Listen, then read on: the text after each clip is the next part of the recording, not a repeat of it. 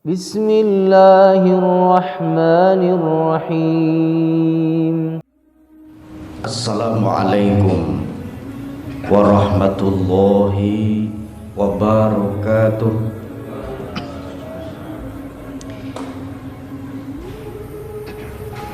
Alhamdulillah,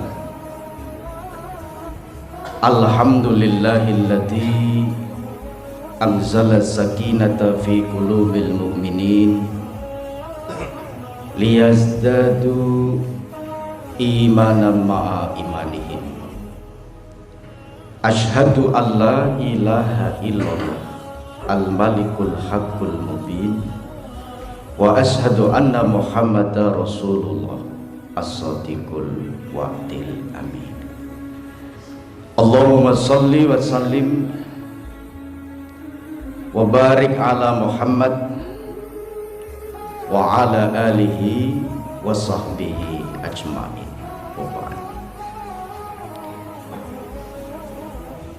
Para bebunden, para pinisepuh, sesepuh ingkang satu hudahan kinabekten jamaah subuh keluarga besar Jamas Babantul yang insya Allah mudah-mudahan semuanya dirahmati oleh Allah Subhanahu wa Ta'ala. Puji dan syukur kita hanyalah milik Allah Subhanahu wa Ta'ala yang telah memberikan limpahan nikmat kepada kita. Atas nikmatnya pagi hari ini kita diizinkan oleh Allah Subhanahu wa Ta'ala hadir di masjid yang kita cintai ini, menegakkan kewajiban kita sebagai seorang pribadi muslim, melaksanakan ibadah sholat subuh dengan berjamaah. Mudah-mudahan setiap langkah gerak kita menuju tempat ini senantiasa mendapatkan ridho dari Allah Subhanahu wa Ta'ala, sehingga atas ridhonya kehadiran kita dari awal hingga akhir menjadi amal kebaikan kita semua. Amin. Shalawat dan salam semoga senantiasa tercurah pada uswah hasanah kita, suri teladan kita, pemimpin kita, Baginda Nabiullah Muhammad sallallahu alaihi wasallam. Jamaah sekalian rahimakumullah, pada kesempatan kali ini saya diberikan amanah oleh teman-teman panitia Ramadan untuk menyampaikan satu tema yang berkaitan dengan amalan-amalan yang mendatangkan keberkahan di dalam keluarga kita. Jamaah sekalian rahimakumullah, saya awali dengan membaca salah satu firman Allah Subhanahu wa Ta'ala dalam Quran surat Al-A'raf ayat ke-96. A'udzu billahi minasyaitonir rajim. Walau anna ahlal qura amanu wattaqu la fatahna alaihim barakatin minas samai wal ardh. Jikalau sekiranya penduduk negeri-negeri beriman dan bertakwa, pastilah kami Allah akan melimpahkan kepada mereka berkah dari langit dan bumi. Jamaah sekalian rahimakumullah, kata kunci daripada ayat ini adalah Allah menyampaikan kepada kita,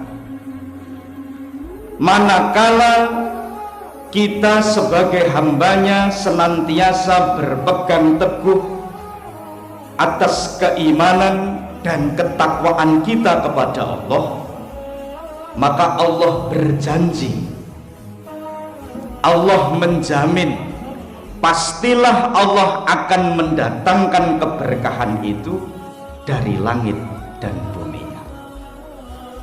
Ini pelajaran yang sangat pokok. Kenapa? Kita harus memiliki keyakinan seyakin-yakinnya.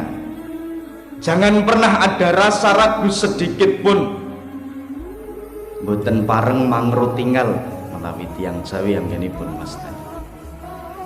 Atas apa? Bahwa keberkahan itu adalah datangnya dari Allah Subhanahu wa Ta'ala. Ini yang terpenting. Kenapa? Karena ini adalah urusan keimanan. Jangan sampai kemudian kita sebagai seorang pribadi muslim, terlebih orang yang mengaku beriman kepada Allah, masih percaya dan meyakini bahwa keberkahan atau kebaikan itu datang dari selain Allah Subhanahu wa Ta'ala. Semoga tidak. Kenapa? Karena ini penting ketika kita berbicara tentang rumah tangga, ketika kita berbicara tentang keluarga. Ada sebagian di tengah masyarakat kita ini, dalam memulai masuk di pintu rumah tangga itu sekalipun, mengawali prosesi pernikahan dan lain sebagainya, kadangkala keyakinan tersebut sedikit banyak ada yang tidak seutuhnya. Misalnya, ada yang meyakini bahwa kebaikan dan keburukan itu datang dari sebuah hari, datang dari waktu-waktu tertentu, datang dari tempat-tempat tertentu, datang dari bulan-bulan tertentu, datang dari tahun-tahun tertentu, dan lain sebagainya.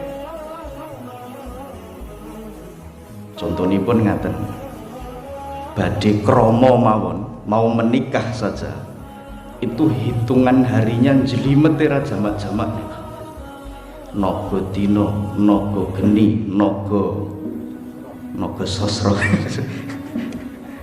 Kenapa? Karena ada sebagian orang yang meyakini dengan hari-hari tersebut ini mampu mendatangkan kebaikan dan keburukan. Sekali lagi, dalam konteks keyakinan kita tentu ini tidak dibenarkan. Bahkan kalau dalam pembahasan keimanan, ini masuk dalam wilayah tiyaroh. Baginda Nabiullah Muhammad SAW menyampaikan satu kalimat, Allahumma la khaira illa khairuka wa la tayra illa tayruka wa la illaha khairuka. Ya Allah, sesungguhnya tidak ada kebaikan itu kecuali kebaikan itu datang dari, dan tidak ada keburukan itu kecuali keburukan itu datang dari. Bapak Ibu, kalau ada orang yang masih meyakini tentang baik dan buruknya itu datang bukan dari Allah, masuk pada wilayah tiyaroh. Dan hukumnya apa tiyaroh itu? Kata Nabi, at-tiyarotu syirkun, 3 kali syirik ternyata. Di mana letaknya? Ada orang yang meyakini bahwa hari-hari tertentu ini membawa kebaikan. Ada orang yang meyakini hari-hari tertentu mendatangkan kesialan. Ada orang yang meyakini hewan-hewan tertentu mendatangkan kebaikan, hewan-hewan tertentu mendatangkan keburukan. Contohnya misalnya nih, jarine lare niku le lair Selasa Kliwon, jarine bocah angker. Padahal nek lare saiki mboten ming Selasa Kliwon, kabeh angker nek mboten nganti-ati. Anggere mboten keturutan karepe niku wis angker kabeh. Artinya apa? Tidak ada sesungguhnya hubungannya. Ada yang meyakini hewan-hewan tertentu mendatangkan kebaikan dan keburukan. Saya wonten sing yakin nek angga-angga niku adalah pertanda kebaikan. Dadi nek ten dalem preso wonten angga-angga gedhe niku alhamdulillah arep entuk duit ngoten niku. Gampang men. Wonten perenjak ngoceh ngoten, wah iki dayoh iki cetha iki.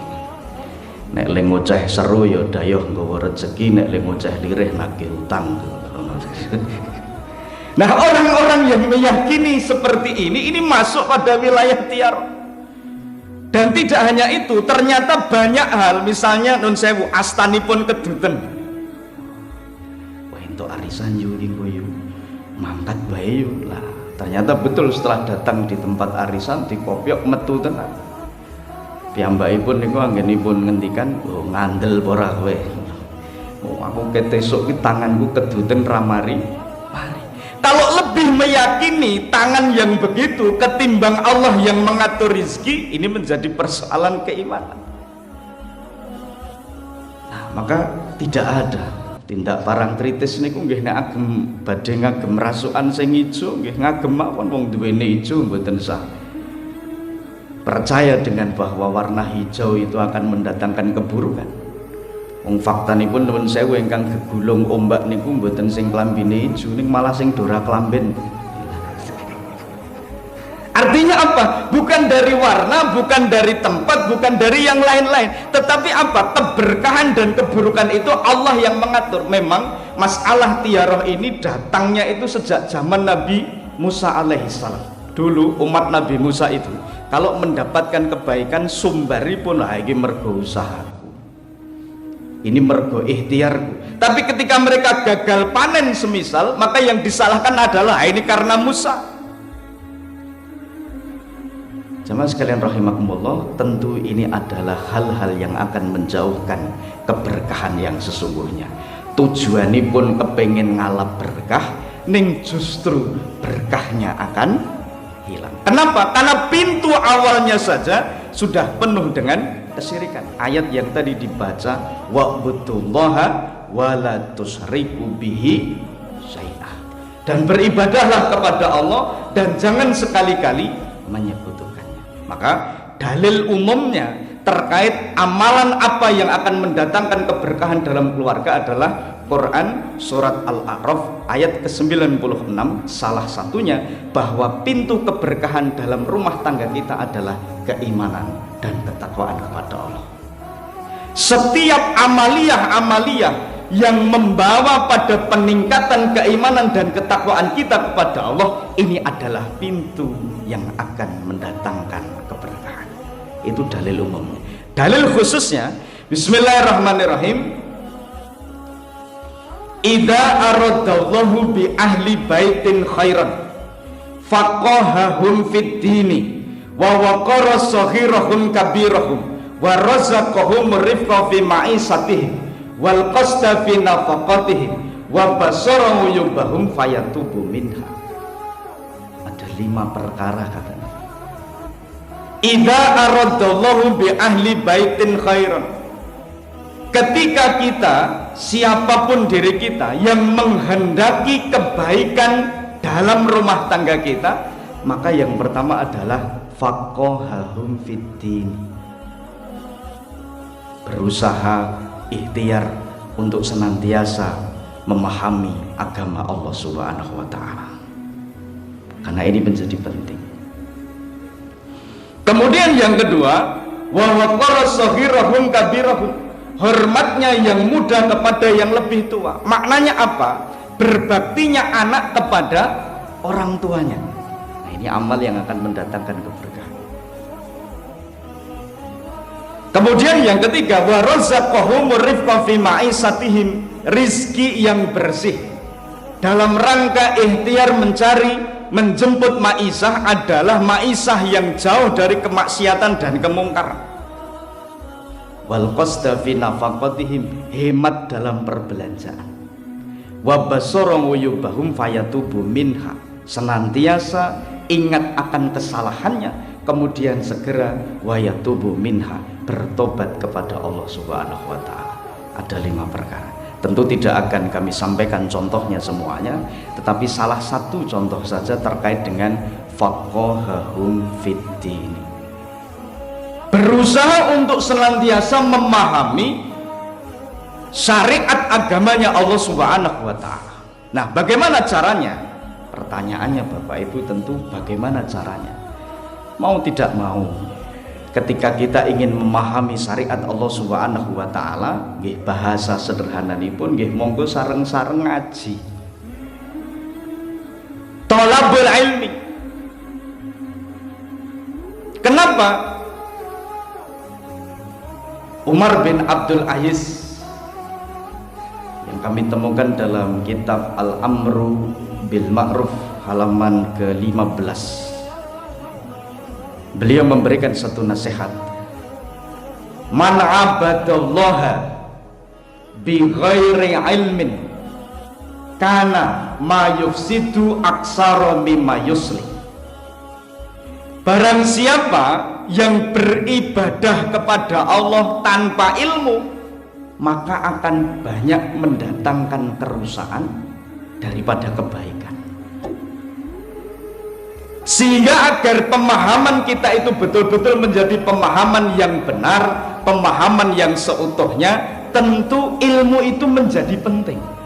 Kenapa? Karena mohon maaf, jikalau beribadah kepada Allah tanpa dasar ilmu, akan banyak mendatangkan keburukan daripada kebaikan. Oleh karena itu, monggo caranipun kita memahami, ya tentu kita harus ngaji. Maka kemarin ketika beberapa waktu ada seorang tokoh nasional, tidak akan saya sebut namanya, mungkin tidak ngerasani, yang komentar tentang pengajian itu menjadi satu persoalan. Nah, ini rasanipun nggih, sing krungu niku rasanipun yo nek mangkel mboten. Wong kula mangkel nggih dhek ora ngerti. Ya ming rasane niku njontong gitu. Loh kenapa? Karena memang Nun Sewu Buya Hamka itu mengatakan begini, jika syariat Islam itu ada yang melecehkan, ada yang menghina, ada yang membenci, kemudian kita mendengar, kok kita tidak ada rasa sedikit pun untuk jengkel dalam tanda kutip, ganti saja bajumu itu dengan kain kafan. Loh kenapa? Karena ngaji itu syariat kita. Karena yang bicara tidak pernah tahu bahwa ternyata ibu-ibu itu kalau ngaji anaknya dijak. Jadi mboten bakal kapiran mboten. Justru anaknya mah lemu-lemu sing do dijak. Sebab nggih Nun Sewu takjilan niku ora meriah nggih. Banyak anak-anak. Saya yakin kalau anak-anak kita tanya, "Nduk, Le, sesuk nek Ramadhane rampung takjilane ajeg piye?" Wah mesti setuju, yakin saya. Nah, ini menjadi satu hal Bapak Ibu, kita harus ngaji. Pertanyaannya, ngaji apa tentu? Nah, salah satu bentuk nyatanya Bapak Ibu, untuk mendatangkan keberkahan itu, mari kita wujudkan di tengah keluarga kita, di rumah tangga kita masing-masing, untuk senantiasa ikhtiar mewujudkan rumah tangga kita ini menjadi shahibul Quran. Kenapa Quran yang pertama? Allah Subhanahu wa taala berfirman dalam Quran surat Shad ayat ke-29.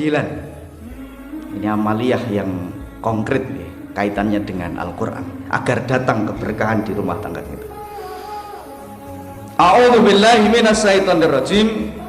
Kitabun anzalnahu ilaikal mubarak liyadabbaru ayatihi waliyatadzakaru ulul albab. Sama sekalian, ini adalah sebuah kitab yang kami Allah turunkan kepadamu penuh dengan keberkahan, supaya mereka memperhatikan ayat-ayatnya dan supaya mendapat pelajaran orang-orang yang memiliki akal atau pikiran. Sama sekalian rahimakumullah, Allah mengatakan kitabun anzalnahu ilaikal mubarak. Kitab ini maksudnya Al-Quran telah diturunkan Allah Subhanahu wa ta'ala penuh dengan keberkahan, sehingga kalau kita ingin menjemput keberkahan dalam rumah tangga kita, maka berdekat-dekatlah dengan Al-Quran. Kenapa? Al-Quran diturunkan dengan keberkahan.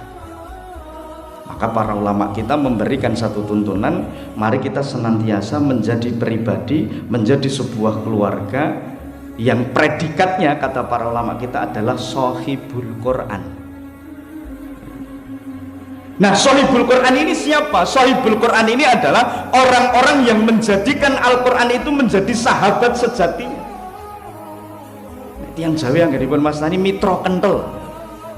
Kalau anak-anak milenial ya bestie. Quran dijadikan bestinya gitu. Nah, pertanyaannya bagaimana caranya? Ada 3 tahapan Bapak Ibu untuk menjadikan Al-Quran ini sebagai sahabat sejati kita. Yang pertama tahapannya adalah qiraatul Quran. Mau tidak mau, kalau kita ingin menjadi sahibul Quran, maka yang pertama adalah membaca Al-Quran. Dan dalam konteks qiraatul Quran ini tidak dituntut untuk kemudian langsung memahami, langsung mengerti apa yang dibaca, tentu tidak. Kenapa? Ini bagian fase yang pertama. Jadi tatkala kita membaca Al-Quran, yang kita baca kok kita tidak tahu maknanya, kita tidak ngerti artinya, kita tidak paham maksudnya, itu tidak apa-apa. Apakah termasuk amalan yang sia-sia? Tidak. Bismillahirrahmanirrahim. Man qara'a harfan min kitabillahi falahu bihi hasanatun wal hasanatu bi asri amsaliha la aqulu alif lam mim harfun walakin alifun harfun walamun harfun wa mimun harfun. Barang siapa yang membaca 1 huruf kitabullah Al-Quran, maka 1 kebaikan untuk dirinya, dan 1 kebaikan itu akan dilipat gandakan oleh Allah Subhanahu wa ta'ala menjadi 10 kebaikan. La aqulu alif lam mim harfun. Baginda Rasul tidak mengatakan bahwa alif lam mim itu 1 huruf, walakin akan tetapi alifun harfun, walamun harfun, wa mimun harfun. Alif 1 huruf, lam 1 huruf, dan mim 1 huruf. Masya Allah. Jadi orang yang membaca tidak mengerti yang dibaca saja, Allah akan berikan kebaikan yang berlipat-lipat. Loh Pak, niku rak sing lancar Pak, anek sing blegak-bleguk pripun? Saya yakin kalau jamaah tidak ada yang belegak-beleguk, nggak ada yang gerudal-geradul, sedoyo lancar, amin ya robbal. Ya paling nek onten ming 1 loro 3 4 5 6 itu mboten lah, insyaallah tidak. Wong terjaga kok bacaannya di sini, insyaallah. Ada ahlinya, banyak orang-orang yang ahli Quran. Bagi yang gerudal-geradul, plegak-pleguk dan lain sebagainya tidak perlu risau. Kenapa? Karena kata Nabi, al-mahiru bil Qur'ani ma'as safaratil kiramil bararati wala yaqra'ul Qur'ana wala ta'ta'u fihi sakkun lahu ajrani.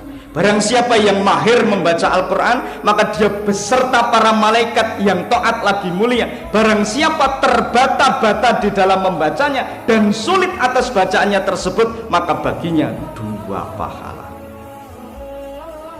Maka Bapak Ibu, mudah-mudahan apakah kita termasuk yang lancar, apakah kita termasuk yang masih sulit dalam membaca, Allah tetap memberikan penghargaan yang luar biasa. Oleh karena itu mari kita jaga. Yang pertama adalah membaca. Kemudian yang kedua tahapannya adalah setelah membaca apa yang kedua? Dalam rangka ikhtiar menjadikan keluarga kita menjadi sahibul Quran, yang kedua adalah tilawatul Quran. Nah, kalau dalam konteks tilawah ini, para ulama kita memberikan keterangan tilawah itu tidak hanya sekedar membaca, tapi membaca, mempelajari, memahami, dan kemudian mengamalkan sesuai kemampuan, mastata'tum, dari apa yang dibaca dan dipahami itu. Wah, ini luar biasa. Kalau kita bicara tentang dalilnya atau fadilahnya, saya bacakan terjemahannya saja ketimbang nanti sampai berbuka, maaf gitu. Pun 5:30 jebulan mangke kula khawatir nih subuhan ngantek buka puasa. Dari Abu Hurairah radhiyallahu anhu berkata, Rasulullah SAW bersabda, tidaklah suatu kaum berkumpul dalam salah satu rumah dari rumah-rumah Allah, yaitu masjid, untuk membaca Al-Quran dan mempelajarinya, kecuali akan diturunkan kepada mereka 1, ketenangan jiwa, 2, mereka dilingkupi rahmatnya Allah Subhanahu wa ta'ala, 3, para malaikat mengelilingi mereka, dan yang keempat, Allah menyebut-nyebut namanya di hadapan para malaikatnya. Fadilah tilawah itu ternyata ada 4 Bapak Ibu berdasar hadis ini. 1, diberikan ketenangan jiwa. 2, diberikan rahmatnya Allah Subhanahu wa ta'ala. Dan yang ketiga, para malaikat mengelilingi mereka. Dan yang keempat, disebut-sebut namanya oleh Allah ta'ala di hadapan para malaikatnya. Bapak Ibu, tilawah ini maknanya luas. Tidak hanya sekedar membaca, tetapi mempelajari, memahami, dan mengamalkan. Maka mungkin bisa jadi pengajian kita, kajian-kajian kita, tolabul ilmi kita, majelis ilmu kita, itu termasuk tilawah kita. Kenapa? Karena ketika kita melakukan itu, ayat Allah yang kita baca, yang kita pahami adalah Al-Quran, yang kita renungkan adalah Al-Quran. Maka luar biasa, Kalau kita kemudian merasa bacaan kita agak lemah, setiap kali ada majelis ilmu, hadirkan diri kita di sana. Kenapa? Bisa jadi ini adalah bagian dari tilawah kita. Dan betul diberikan ketenangan jiwa. Nggih, wong ngaji niku tentrem-tentrem kabeh. Saking tentreme wonten sing ngantek sehari niku fadilah niku insyaallah. Jangankan pengajian yang 30 menit ya, khutbah Jumat yang hanya 15 menit saja, itu ada jamaah yang tipenya kalau khotibnya naik mimbar kemudian dia berdoa bismika Allahumma ahya wa amut sari. Nah, itu bagian dari cara kita bagaimana kemudian kita menikung gemeni datang. Dan yang terakhir, tahfidzul Quran, tentu menghafal.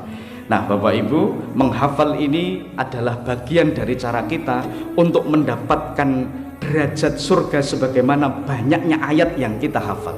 Maka bagi yang panjang-panjang hafalannya seperti Ustadz Minhaj, Ustadz Joko, Ustadz Imam Mawardi dan lain sebagainya, mudah-mudahan ini akan menentukan, kata Nabi, derajat tingkatan di surganya.